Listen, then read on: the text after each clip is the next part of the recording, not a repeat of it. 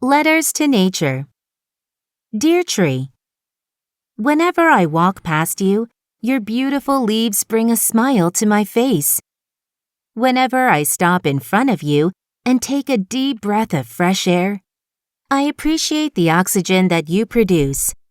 Without you and all your friends, we humans wouldn't be able to get enough oxygen. By the way, I noticed that a family of birds has made a nest in your branches. It's so kind of you to provide them with a home. I hope that more people realize how important you and all the other trees are to the environment. Have a nice day. Believe it or not, trees in Melbourne, Australia receive emails like this all the time. How is it possible that trees have email addresses?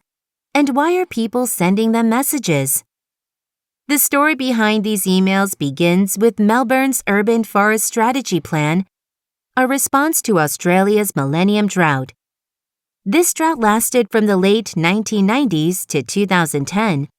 By the time it ended, 40% of the city's 77,000 trees were in a state of declining health. Furthermore, the overall number of trees was decreasing.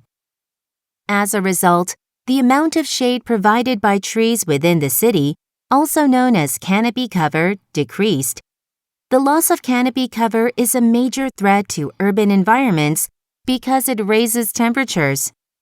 Higher temperatures in cities can be dangerous for residents as they increase the risk of heat exhaustion. They also lead to a rise in the use of air conditioning. This speeds up climate change by increasing energy consumption and greenhouse gas emissions. Something had to be done to deal with the loss of Melbourne's trees. In 2012, the city government announced its Urban Forest Strategy Plan. It set the ambitious goal of planting more than 3,000 trees every year for the next 20 years. The plan also involved the creation of an online map called the Urban Forest Visual. This interactive map shows the location of every single tree in the city's parks and along its roads. It uses colors and symbols to indicate each tree's age and genus. Also, users can click on a tree to find out its species and even send it an email. At first, the Email This Tree function had a specific purpose. It was designed to allow people to easily inform council workers about trees that were damaged or in poor health. After the map was posted online, something unexpected happened. The trees started receiving thousands of emails, but many of them were not reports about damage or poor health. Instead, they were love letters, poems, greetings, and messages expressing appreciation for the trees. One person wrote, "I love the way the light shines on your leaves and how your branches hang so low. It is almost like you are trying to hug me."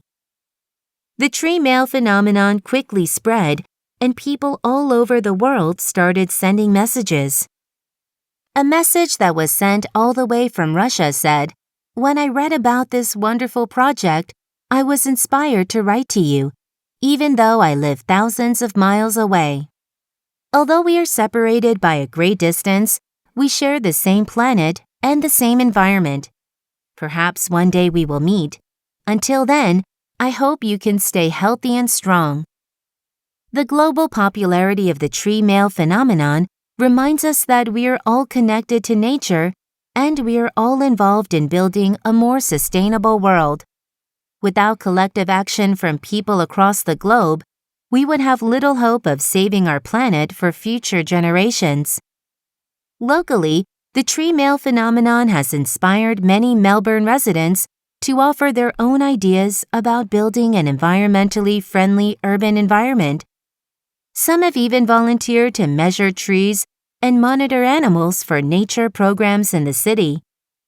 Meanwhile, the Urban Forest Strategy's tree planting project has remained on track, and canopy cover is predicted to increase from 23% in 2012 to 40% by the year 2040.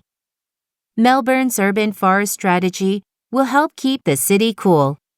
It will also allow residents to interact with nature and engage in outdoor activities every day. As a result, residents will be happier and healthier as they move toward a greener future.